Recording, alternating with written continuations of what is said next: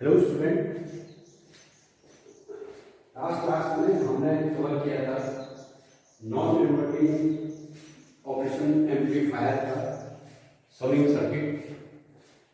और इस वीडियो में हम कवर करेंगे, डिस्कस करेंगे scaling and averaging circuit using non inverting amplifier. तो इसको स्टार्ट करने से पहले थोड़ा हम रिवाइज कर रहे हैं नॉन इन्वर्टिंग एम्पलीफायर का समिंग जो सर्किट है, क्योंकि इसी के बेस पर या जो इक्वेशन हमने आउटपुट और इनपुट में डिफाइन की थी, V naught is equal to 1 upon RF upon R1। RF is the resistance of feedback network, feedback circuit. RF and R1 जो इन्वर्टिंग टर्मिनल पर रेजिस्टेंस है, where RB RC RA RB RC, where RA is the resistance of first source input, RB is the resistance of second source input, and RC is the resistance of third source input। and source input VA VB and VC जो हमने non inverting terminal में apply की थी। इसमें जो input होगा non inverting में this is V1, and inverting में जो इनपुट हमने अप्लाई किया दिस इज V2 जो ग्राउंडेड है, और finally V2 is equal to 0। तो ये नॉन इन्वर्टिंग कॉन्फ़िगरेशन है। इसमें इसको सॉल्व करने के बाद हमारे पास फाइनली इक्वेशन आई थी जो इस फॉर्म में हमको दिखती है। इसमें जो फर्स्ट केस हमने लिया था जिसमें हमने non inverting amplifier is working as a summing amplifier निकाला था, जिसमें RA is equal to RB is equal to RC is equal to R हमने डिफाइन किया था, where RF is equal to R2। तो ये बेसिकली समिंग एम्पलीफायर हमको show हो रहा है, जिसमें इनपुट की जो ऑल इनपुट हैं उनका सम आउटपुट में रिफ्लेक्ट हो रहा है। नेक्स्ट सेकंड केस में यदि हम केस 2 लें तो केस स्केलिंग और एवरेजिंग एक छोटा टॉपिक है।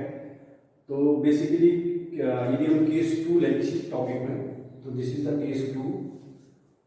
सिमिलरली इसमें RA is equal to R2, RA is equal to RB is equal to RC is equal to R, but ये कोई इंफॉर्मेशन नहीं है RA RF और R1 में क्या रिलेशनशिप है, ये डिफरेंट हैं आपके, इनमें कोई पर्टिकुलर रिलेशनशिप नहीं है। तो इस केस में हमारे पास जो एक्स इक्वेशन है इस V naught is equal to 1 plus RF upon R1 and this is equal to VA, और RB parallel to RC plus RA RB parallel to RC upon RA plus RB parallel to RC। हमने इससे पहले define किया था कि RA parallel to RB is equal to RB parallel to RC and is equal to RC parallel to RA is equal to R/2। तो इस case में जो फर्स्ट टर्म्स आ रहा है RB parallel to RC upon RA plus RB parallel to RC, this is equal to 1/3। ये basically हमारा यहाँ पर शो हो रहा था। ये इसको थोड़ा सॉल्व करें, this is R/2 and this is R plus R/2, और इसको आप सॉल्व करोगे दिस इज 1/3 हमारा रिफ्लेक्ट हो रहा था इक्वेशन में। तो यहाँ पर हम डायरेक्टली पुट कर सकते हैं this is 1/2 and same session में आप इस टर्म्स को सॉल्व करोगे, this is again equal to 1/3 and plus VC equal to 1/3। ये हमारे फाइनल इक्वेशन है with this condition. And when RA और RF के बीच कोई रिलेशनशिप नहीं, RF इस कंडीशन में ये डिफरेंट है। तो इस केस में this is 1 plus RF upon R1 is equal to 1/3 VA plus VB plus VC/3 and this is output, and this is the amplification factor, and this is the average of input all input signal, average of all input signal। तो इस equation से हम conclude कर सकते हैं कि जो हमारे पास नॉन इन्वर्टिंग सर्किट है, नॉन इन्वर्टिंग एम्पलीफायर है, जिसमें हमने ऑल जो इनपुट्स हैं वो हमने नॉन इन्वर्टिंग में अप्लाई किए हैं। तो जो इक्वेशन आती है उस इक्वेशन में विद दिस कंडीशन कि जो RA, RB, RC ये सब इक्वल है, equal to R, and RF और R1 में कोई रिलेशनशिप नहीं है, ये हम रैंडमली चूज कर सकते हैं। तो इस केस में जो आउटपुट है वो इनपुट के एवरेज का एम्प्लीफिकेशन फैक्टर के साथ है। वो इनपुट का जो एवरेज है उनका एम्प्लीफिकेशन एम्प्लीफाइड सिग्नल है, जिसमें 1 प्लस RF अपॉन R1 जो इसमें एम्प्लीफिकेशन फैक्टर है। अच्छा, इसी इक्वेशन में ये थोड़ा सी हम और सिंप्लीफाई करें इसको, केवल हमें एवरेज ही चाहिए, तो हम इसमें 1 suppose R1 tends to infinity, तो इस केस में सिंपल या RF is equal to 0, then इस केस में V0 is equal to VA plus VB plus VC by 3। इसी के अंदर ये कंडीशंस हैं। तो यदि हमें R1 जो है इन्फिनिटी है, दिस इज ओपन सर्किट, ये ग्राउंडेड नहीं है, ये ओपन सर्किट है, या और यदि RF जो है 0 हो जाए, या जो हमारे पास जो फीडबैक सर्किट है उसका रेजिस्टेंस 0 या शॉर्ट सर्किट कर दें हम, तो उस केस में जो ऑल जो आउटपुट्स इनपुट्स हैं उनका एवरेज हमें आउटपुट्स में मिलेगा with a amplification factor is equal to 1। ये सिंपल उनका एवरेज को रिफ्लेक्ट कर रहा है। तो इस केस में हम कह सकते हैं this non inverting open working as ए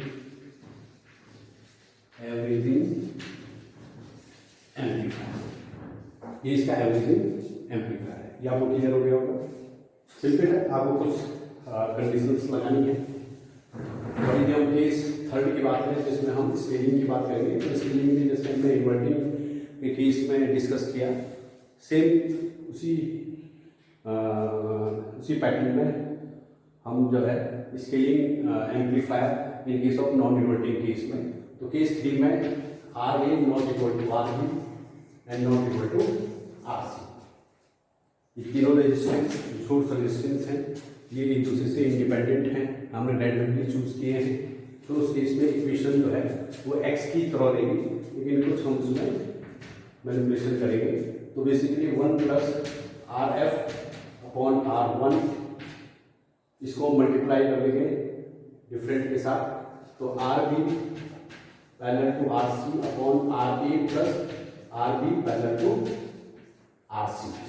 ये इक्वल देंगे, इसलिए जो हम इसमें 1/3 पुट अप कर रहे थे, जो ये सारे इक्वल थे, यदि ये इक्वल नहीं है तो एज टर्म्स को ले लेंगे, that is VA plus second 1 plus RF, simple multiplication कर देंगे इस फैक्टर का प्रत्येक ब्रैकेट के अंदर, and this is equal to RA parallel to RC upon RB plus RA parallel to RC, and this is VB and so on, similarly हम this is VC।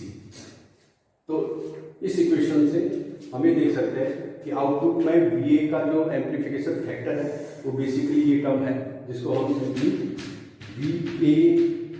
VA से define कर सकते हैं, and this is VA plus same fashion में जो ये factor है, इस फैक्टर से VB जो सिग्नल है वो एम्पलीफाई हो रहा है आउटपुट सर्किट में, जैसे AB, VB and similarly AC, VC, where AA is equal to this, AB is equal to this and AC is equal to this।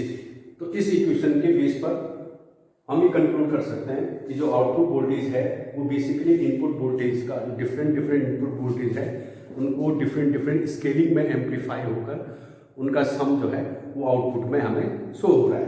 That means VA जो है वो AA एम्पलीफिकेशन फैक्टर से amplify हो रहा है, plus VB जो signal है input signal है वो AB एम्पलीफिकेशन फैक्टर से एम्पलीफाई हो रहा है, एंड VC जो इनपुट सिग्नल है वो AC एम्पलीफिकेशन फैक्टर से एम्पलीफाई हो रहा है, और इन सब का जो एवरेज सम है वो हमें आउटपुट में रिफ्लेक्ट हो रहा है।